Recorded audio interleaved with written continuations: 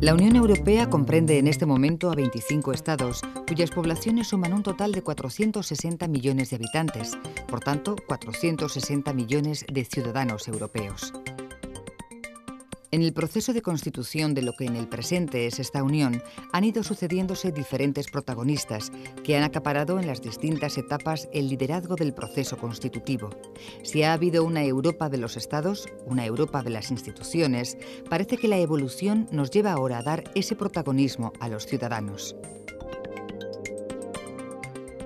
Desde la Facultad de Derecho de la UNED se ha querido aportar una reflexión acerca de las políticas de protección de los ciudadanos recogidas en los tratados y directivas que conforman el principal corpus legislativo de la Unión, con la peculiaridad de que se han analizado estos derechos y deberes con arreglo a cómo afectan a diferentes colectivos de europeos. En la Constitución española y en la Constitución europea. Nosotros creemos que los ciudadanos cada vez son menos unidimensionales y son más pluridimensionales. Esto quiere decir que son muchas las facetas de la ciudadanía a las que debe prestarse atención y sobre todo que merecen protección pública. Y por eso hemos pensado que convendría agrupar, hacer una primera agrupación de algunas facetas de la ciudadanía, como son el ciudadano turista, el ciudadano que está en el exterior y necesita algún tipo de protección diplomática, el ciudadano que ve la televisión, el ciudadano que tiene relaciones con la salud, con la educación, y con otras tantas facetas que son un poco desconocidas, o mejor dicho, que son facetas habituales, importantes, pero que no han recibido nunca la atención suficiente, ¿no? Y consideramos además que todas son esas facetas que precisan una importante protección pública. Y hemos querido agruparlas, ya digo, presentando un modelo que es bastante original y que es bastante pionero, ¿no? La actualidad europea viene determinada por el interrumpido proceso constituyente. El Tratado Constitucional hasta ahora ha sido acogido por los ciudadanos de la mayoría de los estados, pero rechazado fatalmente para los que querían su implantación por franceses y holandeses. De entre los tratados que nos han traído hasta este día, la Constitución Europea se planteó especialmente como una ley básica de convivencia en la que los ciudadanos eran casi por primera vez los protagonistas. No tan actual, pero de enorme trascendencia, es la Directiva del Servicio de Mercado Interior, ya que atañe a los servicios públicos y, por tanto, al estado del bienestar de los ciudadanos. Ambas han sido profundamente analizadas y confrontadas con las legislaciones nacionales, lo que ha puesto de manifiesto la necesidad de armonizar ambas instancias. En estos momentos en la Unión Europea no hay normas comunes sobre sistemas de seguridad social, sistemas sanitarios o sistemas educativos. Hay directrices que se pretenden aunar y simplemente se armonizan las legislaciones. Por ejemplo, en seguridad social existe un sistema mediante el cual puedes exportar los días o años que has cotizado en un país al otro, pero lo que hacen las pensiones es que se trasladan de un país a otro, o sistemas de compensación en los sistemas sanitarios. Entonces, nosotros lo que pensamos es que la Unión Europea tiene que profundizar más en conseguir normas mínimas a nivel europeo que permitan que las reglas sean muy parecidas en el conjunto de países. Eso no se ha dado todavía, pero también es verdad que todavía no se ha aprobado la Constitución o el Tratado de la Unión y dependerá de mucho de qué sesgo social tenga el tratado definitivo que se haga. Si la armonización y la cobertura suficiente y homogénea se plantean como dos objetivos prioritarios, no lo es menos el desarrollo de mecanismos procesales efectivos para la protección de los derechos de los ciudadanos. Existe una legislación dispersa, puntual para cada uno de los temas. Por eso hemos agrupado, por ejemplo, las ponencias en relación con los turistas, o en relación con los jubilados, o en relación con los discapacitados. Y aprovecho la ocasión para decir que una de las importantes modificaciones que tendrían que producirse es que existiera una legislación de tipo general que incluyera lo que son los derechos mínimos fundamentales, derecho a la información, los derechos procesales, que estos estuvieran recogidos en una normativa general sin perjuicio de que existan, por supuesto, normas singulares, puntuales, sectoriales, que sean capaces de otorgar una protección la más adecuada por sectores de actividad. En el Tratado de la Unión Europea del año 92, más conocido como Tratado de Maastricht, se incorpora de una manera prioritaria el concepto de ciudadanía. Con esta iniciativa española se avanza en la superación del proyecto puramente economicista europeo. Nosotros pensamos que la Unión Europea en estos momentos es el modelo mejor. No significa que sea el ideal, pero con respecto a lo que conocemos de otros países, de otros continentes, de Estados Unidos o de otros, en estos momentos el nivel de protección más alto se da en la Unión Europea. Y en ese sentido lo que queremos es profundizar en esos derechos y que no se devalúen a través de privatizaciones, a través de servicios externos que en definitiva introduzcan reglas del mercado en servicios que no tienen que regirse por las reglas del mercado, sino por realizar un buen servicio de calidad a los ciudadanos. Para los sindicatos, la conocida también como Directiva Bolkestein erosionaba profundamente el presente en esta búsqueda de una mayor protección de los ciudadanos europeos. El mensaje sindical es que la calidad de los servicios públicos es un derecho básico para el ciudadano. Llevamos muchos años haciendo jornadas hablando sobre los derechos ciudadanos en la Unión Europea. Para nosotros los servicios públicos son fundamentales en el ejercicio que los ciudadanos hacen de sus derechos en la Unión Europea. Entonces, este tipo de jornadas lo que pretendemos es que las personas que asisten a estas jornadas profundicen en derechos de ciudadanía, como son la seguridad social, como son los derechos de personas mayores, discapacitados, como son los derechos de los ciudadanos a la sanidad, a la educación. Y hacemos una reflexión no solamente de cómo se han dado estos servicios en los diferentes países de la Unión Europea, sino qué calidad tienen que tener esos servicios. Para nosotros, ejercer los derechos democráticos no solo es votar cada 4 años, sino saber que los ciudadanos tienen unos funcionarios o unos empleados y empleadas públicas que ejercitan esos derechos y que esos derechos son ejercidos a través de que se dan servicios a la ciudadanía. En ese sentido, pues es una reflexión amplia. Hemos estado debatiendo temas como la televisión esta mañana, hemos estado debatiendo los sistemas educativos y también dentro de esto qué medidas a nivel europeo, qué directivas, que son leyes que se aplican en el conjunto de la Unión, pueden repercutir en los servicios públicos. Ha habido una directiva importante que se está discutiendo en estos momentos en el Parlamento Europeo, que es la Directiva de Servicios del Mercado Interior, o más conocida como la Directiva Bolkestein, en la que ha habido una fuerte movilización social para que los derechos sociales no entren en las reglas del mercado y no puedan ser ofrecidos a la oferta o la demanda de las empresas que puedan prestar esos servicios.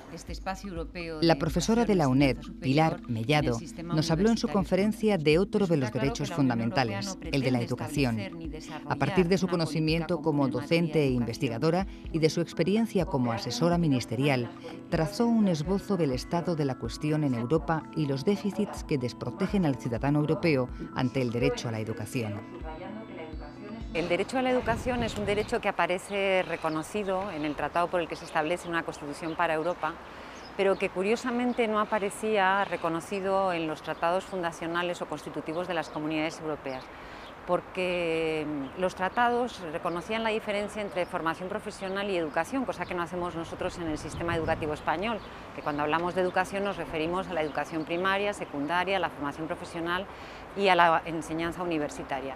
Pues bien, realmente hasta 1992, que es la fecha del Tratado de la Unión Europea, el Tratado de Maastricht, no aparecen dos preceptos en el que se habla del fomento de la educación y de la calidad de la educación en Europa.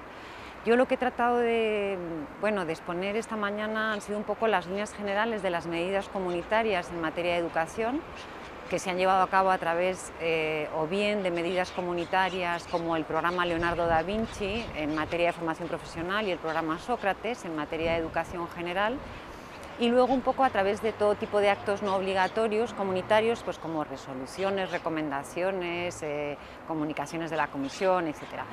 Pero tristemente, o en este sentido es un poco decepcionante ver que en materia estrictamente comunitaria no ha habido un gran avance de protección del derecho a la educación, porque realmente la educación se encuentra con el principio de subsidiariedad de plano.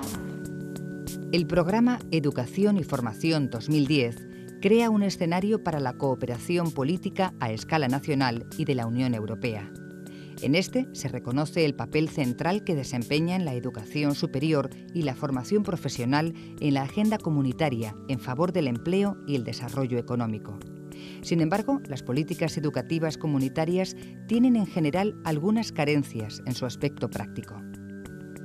y es por lo tanto un ámbito en el que la Unión Europea solo forma parte o interviene en caso de complemento, de fomento, de apoyo, pero los Estados no renuncian al control de la política educativa, porque realmente la educación es al final el control de la ciudadanía, ¿no? Y en este sentido, pues como le decía antes, resulta decepcionante que para todos los que creemos pues que la educación es un pilar de la construcción de la Europa de los ciudadanos, de la Europa real, no de la Europa de los mercaderes, pues que al final el único avance que se esté produciendo en estos momentos en materia de educación, que es en educación superior, se esté produciendo en un nivel totalmente interestatal, no comunitario, y además en un marco supracomunitario, que es el llamado espacio europeo de enseñanza superior, en el que en este momento hay 45 países firmantes.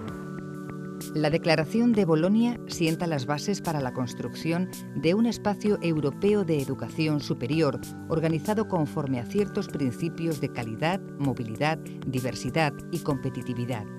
Se busca el incremento del empleo en la Unión Europea y la conversión del sistema europeo de formación superior en un polo de atracción para estudiantes y profesores de otras partes del mundo. Una de sus funciones es la de crear un sistema fácilmente legible y comparable de titulaciones. El trasfondo de todo ello tiene que ver con la necesaria convergencia.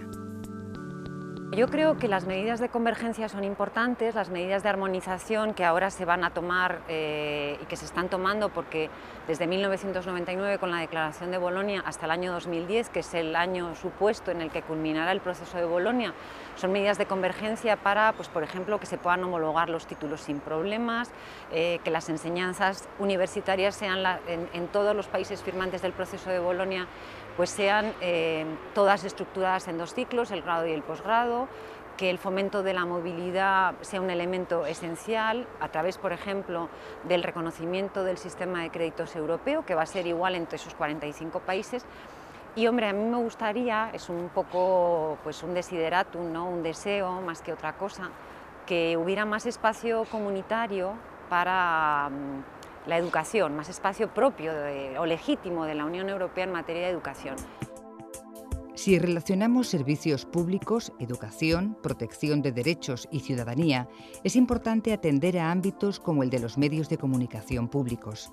Más aún, por su carácter transnacional y de herramienta privilegiada para transmitir mensajes y construir una identidad europea, hay que focalizar el interés en la televisión. El profesor de la UNED, Enrique Linde, abordó esta cuestión considerando al espectador como un consumidor, un colectivo que no está demasiado protegido, ni siquiera a nivel nacional. Lo que conviene destacar en este momento es la exigencia de que se cree un Consejo del Audiovisual en España, porque resulta evidente que si no existe una autoridad independiente del audiovisual, se incumple la legislación. Y la legislación española en materia que hace referencia a los menores, a la publicidad, a la programación, se está incumpliendo de una forma realmente excesiva, intolerable para una sociedad democrática. De manera que yo creo que es hora de que se cree ese Consejo del Audiovisual en España, que se transfieran al mismo todas las competencias que tienen los ministerios actualmente competentes y que se configure ese Consejo como una organización o como un órgano o como un ente con absoluta independencia del resto de los poderes públicos, particularmente del Poder Ejecutivo, de forma que los ciudadanos podamos estar tranquilos y podamos tener garantizado que la legislación audiovisual se cumple por los operadores audiovisuales. El sector audiovisual supone 1 millón de puestos de trabajo en la Unión y un foco de grandes intereses comerciales. En este sector se plantean asuntos como la diversidad cultural, el servicio público y la responsabilidad social. Cada gobierno nacional lleva a cabo su propia política audiovisual, mientras que la Unión establece normas y directrices en ámbitos de interés común, como las fronteras abiertas de la Unión Europea y la competencia leal. Justamente la ya directiva de 1989, la 552, tenía ese objetivo: uniformar la legislación en algunos aspectos básicos, como eran la publicidad particularmente y la protección de los menores, esos 2 aspectos fundamentales. Aparte de traer a nuestro ordenamiento algo tan interesante como era la acción de cesación, por tanto, es decir, un sistema procesal o un procedimiento judicial que permite el ejercicio efectivo de los derechos por asociaciones de consumidores, por asociaciones de usuarios y también, en este caso, por personas que legítimamente vean sus derechos lesionados y puedan acudir a ese mecanismo procesal, ¿no? De modo que tenemos una norma de derecho europeo que ya uniforma, pero es una norma de 1989 que debiera ser actualizada, profundizando en los derechos de los usuarios para erradicar algunos aspectos de nuestra televisión que no parece que sean nada convenientes ni para la formación de los mayores ni tampoco de los menores y en general contrarios a la salud pública más elemental. Otro colectivo de ciudadanos protagonista fue el de los jubilados. Lo que los técnicos denominan gerontoinmigración es un fenómeno migratorio en el que España es protagonista como país de destino de jubilados europeos. A las administraciones de las que dependen áreas geográficas como la Costa del Sol o las islas se les presentan auténticos retos en muchos aspectos. Fundamentalmente demanda de prestaciones sanitarias y sociosanitarias. Estamos hablando de una población de edad avanzada y que por lo tanto entra en unos momentos de fragilidad propios de todas esas personas, las personas de esa edad, y que demandan de la Seguridad Social española una atención que en cierto modo es igual que la de los mayores españoles, pero en cierto modo también diferente. ¿Por qué diferente? Porque las variables culturales son diferentes, por lo tanto la forma de atender esta población también tiene que serlo, y sobre todo porque hay una barrera lingüística muy importante. Esta barrera lingüística hace que muchas veces la atención que se pueda prestar desde la administración española, desde la administración sanitaria española, pues no sea todo lo eficiente que sería deseable. Y además generan un gasto que es un gasto importante para la sanidad de los lugares en donde esta población se concentra y que por lo tanto va a exigir que se arbitren una serie de mecanismos para que los estados de origen, es decir, los estados de donde ellos vienen, puedan de alguna manera compensar los gastos, el gasto sanitario que hacemos en nuestro país. En la intervención del profesor Rodríguez Vergara quedó de manifiesto que en la actualidad cobra cada vez más fuerza la exigencia de que la preferencia de esta población por el litoral mediterráneo no implique cuotas insostenibles de consumo de presupuestos y recursos naturales, sin que exista además una corresponsabilidad eficaz del resto de Estados de la Unión. La Unión no participa de una forma directa, sino participa de la siguiente manera.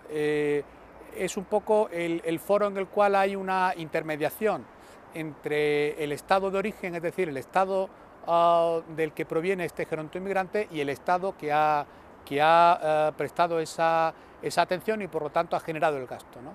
Entonces hay una posibilidad, a través de estos mecanismos de cooperación internacional, de que nosotros, pues decirlo así, pasemos la factura al estado de donde han venido. Sin embargo, estos mecanismos no son todos lo ágiles que sería de desear y no siempre surten los efectos, en fin, deseables, ¿no? Por ejemplo, piénsese en que el gasto sanitario es un gasto que hace una determinada comunidad autónoma, puesto que la sanidad está transferida a las comunidades autónomas. Sin embargo, cuando ese dinero se cobra por parte del Estado, viene a las arcas estatales, no viene a la comunidad autónoma. Bueno, hay una serie de problemas técnicos ahí que hay que ir limando, de eso también se ha hablado en parte en estas jornadas. Estos fenómenos migratorios responden a las políticas de movilidad en el interior de la Unión. Sin embargo, la protección de los derechos de los ciudadanos europeos se extiende más allá de las fronteras comunitarias. En la actualidad, se trabaja para una eficaz protección diplomática y consular en el exterior de la Unión Europea. Se trata de una protección que está prevista en el Tratado de la Unión Europea, hecho en Maastricht en 1992. Es un derecho que forma parte de la llamada ciudadanía de la Unión, que se introdujo en el tratado como consecuencia precisamente de una propuesta de España. Se trata de que cuando un ciudadano de la Unión se encuentre en el exterior de esta y no tenga una representación diplomática o consular de su nacionalidad, pueda acudir a una embajada o a un consulado de cualquier otro Estado miembro de la Unión. Hasta el momento este derecho se ha desarrollado fundamentalmente por la vía de la asistencia consular, es decir, para ayudar a los ciudadanos de la Unión que se encuentran fuera cuando tienen un problema por enfermedad, accidente, fallecimiento, catástrofe natural, etc. Esa ha sido la dimensión que hasta ahora se ha desarrollado dentro del derecho comunitario. El derecho comunitario y el ciudadano fueron los protagonistas de una nueva edición de estas jornadas organizadas por el Departamento de Derecho Administrativo de la UNED y la Federación de Servicios y Administraciones Públicas de Comisiones Obreras. Más de una decena de conferencias que, en definitiva, nos mostraron cómo a través del derecho podemos conocer en profundidad cuál es uno de los significados de ser ciudadano europeo.